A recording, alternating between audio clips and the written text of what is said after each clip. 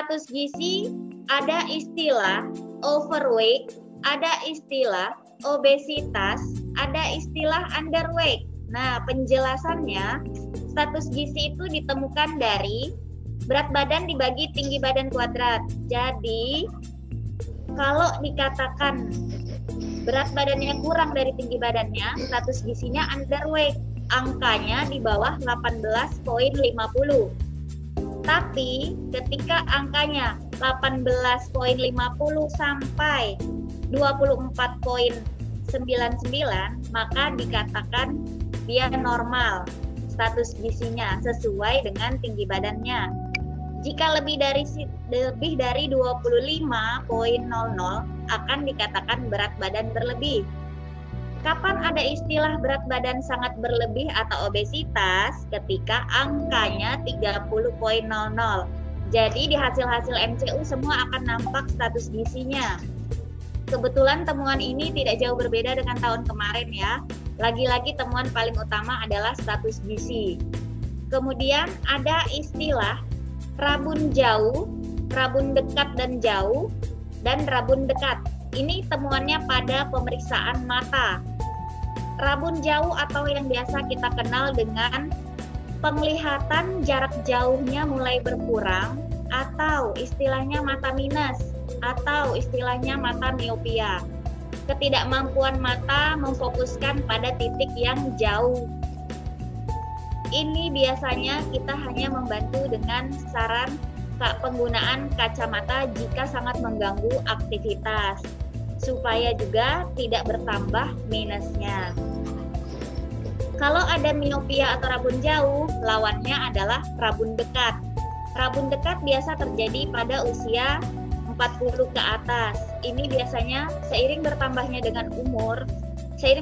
usia, penglihatan, membaca, atau jarak dekatnya, atau istilahnya mata plus, mulai ada nampak pada usia-usia tertentu.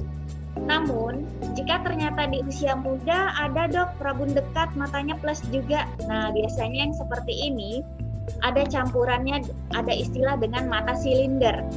Jadi, adanya saraf-saraf yang terganggu karena fokus penglihatan pada mata juga mulai terganggu. Nah, ada istilah keduanya ini biasa kita kenal dengan mata silinder. Sama, sarannya menggunakan kacamata.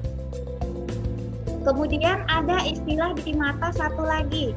Ini lumayan menjadi PR, buta warna parsial. Jadi buta warna parsial ini ditemukan pada beberapa orang tertentu yang tidak bisa membedakan gradasi warna, tapi bisa membedakan warna dasar. Kapan dikatakan dia buta warna sebagian?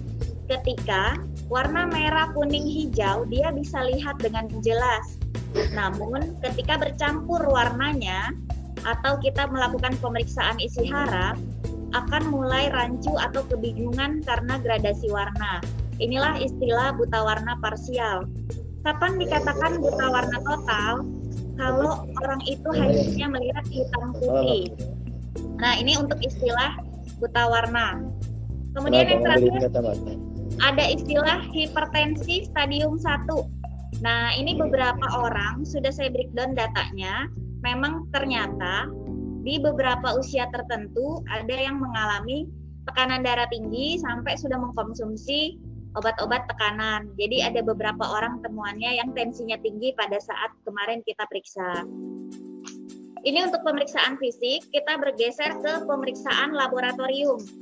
Yang paling utama di temuan laboratorium, di sini yang tertinggi dari top 10 disease-nya, adanya temuan asam urat tinggi atau hiperurisemia. Kadar asam urat dalam darah di atas 7,0. Jadi kalau pria di bawah 7 normalnya, kalau wanita di bawah 6 normalnya. Kebetulan dari 93 ada 42 orang yang kadar asam uratnya melebihi batas normal. Sarannya balik lagi, hindari kacang-kacangan, makanan yang mengandung purin tinggi, karena ini lumayan hampir setengah dari temuannya.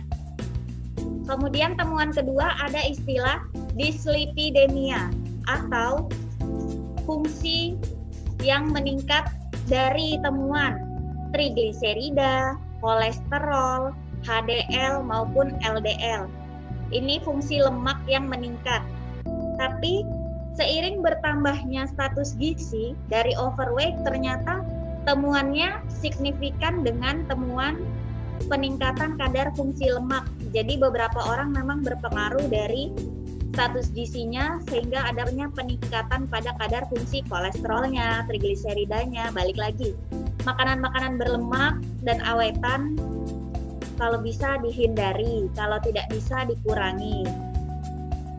Ada istilah berikutnya, hiperglikemia, kelebihan gula dalam darah. Biasanya temuan seperti ini tidak terlalu signifikan bila puasanya tidak betul 8-10 jam dan mengkonsumsi air putih saja. Tapi terkadang pada saat puasa ada yang merokok, ada yang puasanya tadi malam sebelum puasa mengkonsumsi makanan manis. Nah, hal-hal seperti ini menjadi tidak akurat. Jadi kalau memang untuk follow up, temuannya yang sangat bermakna di atas 150 silakan follow up, atau sampai ada riwayat diabetes silakan follow up kembali. Karena peningkatan kadar gula dalam darah, jika kita tidak melakukan pengecekan sejak dini, dikhawatirkan ada bakat diabetes atau penyakit gula. Namun harus dilakukan bertahap pengecekannya supaya kalau memang tinggi hasilnya harus melakukan follow up lanjut untuk pengaturan kadar gula. Kemudian ada istilah peningkatan kreatinin. Peningkatan kreatinin atau peningkatan fungsi ginjal terjadi pada saat pertama adanya tanda dehidrasi. Dehidrasi atau kadar proses penyaringan dalam tubuh adalah fungsi ginjal kita. Kreatinin adalah marker atau penanda bahwa tubuh kita kekurangan cairan. Ketika kreatinin kita tinggi, bisa jadi kita kondisi dehidrasi. Cara mengeceknya yang lain seperti apa? Takar urinnya. Jika urin atau air kemih berwarna teh pekat, berarti kondisi harian kita sedang kekurangan cairan. Ada lagi istilah peningkatan fungsi SGPT. Ini adalah fungsi kadar lemak. Dari 7 orang yang ada temuan, ini dia lebih mengarah pertama. Ada istilah perlemakan pada hati. Karena status kondisi fungsi lemaknya tinggi, sehingga fungsi hatinya ikut serta meningkat, yaitu fungsi SGPT-nya. Adapun karena memang ada temuan dari kadar imunologi atau HbSAg-nya positif, jadi peningkatan terjadi pada fungsi hatinya. Ini adalah marker, walaupun tidak bergejala, tapi tetap harus melakukan pengobatan rutin untuk fungsi hatinya. Kemudian ada istilah anemia ringan. Anemia ringan adalah kadar Hb yang kurang dari normal. Untuk laki-laki, jika memang kadar Hb kurang, disarankan untuk konsumsi makanan yang mengandung zat besi atau makanan-makanan lain yang mudah dijangkau seperti daging-dagingan. Karena anemia ringan lama-lama dibiarkan akan berdampak menjadi kelelahan dan tidak fokus dalam bekerja. Anemia ringan tidak bisa dianggap hal yang mudah dihindari, tapi sangat berarti ketika memang itu mengarahnya ke penyakit. Jadi perlu kontrol ulang lagi. Baiknya kalau untuk pengecekan Hb berulang serial tidak perlu melakukan puasa, cukup lakukan istirahat rutin. Kalau istirahatnya cukup dan melakukan pengecekan ulang ternyata hasilnya normal, berarti kadar anemianya timbul karena kelelahan. Ada istilah berikutnya yang sangat mengkhawatirkan, yaitu suspek hepatitis B. Beberapa orang ini ada riwayat. Pertama, hepatitis B saya jelaskan dulu. Kapan seseorang dinyatakan hepatitis? Ketika melakukan screening ditemukan HbSAg reaktif, berarti dalam tubuhnya terdapat virus hepatitis B. Berbahayakah untuk teman-temannya? Pertama, ketika virus itu aktif dan tidak melakukan pengobatan, resiko untuk menularkan sangat tinggi. Tapi ketika teman-temannya sudah riwayat vaksin hepatitis berseri dan masih memiliki antibodi anti-HBs dalam tubuh, setidaknya bisa menjaga potensi penularan. Namun PR dari 5 orang ini, pertama, kita tidak boleh kontak darah sama dia karena penularannya lewat darah, tidak lewat makanan. Jadi kalau jenis hepatitis B hanya lewat darah dan hubungan. Kalau untuk hepatitis A memang menular lewat makanan. Jadi jangan takut makan bersama, tidur bersama, kecuali adanya penularan lewat darah dan hubungan. Orang-orang seperti ini pemantauan ketat karena harus melainkan untuk pertama, tempat makanan, kedua, barang-barang habis pakai tidak bergantian, hal kecil yang biasa dilakukan secara bergantian, pemotong kuku atau gunting kuku.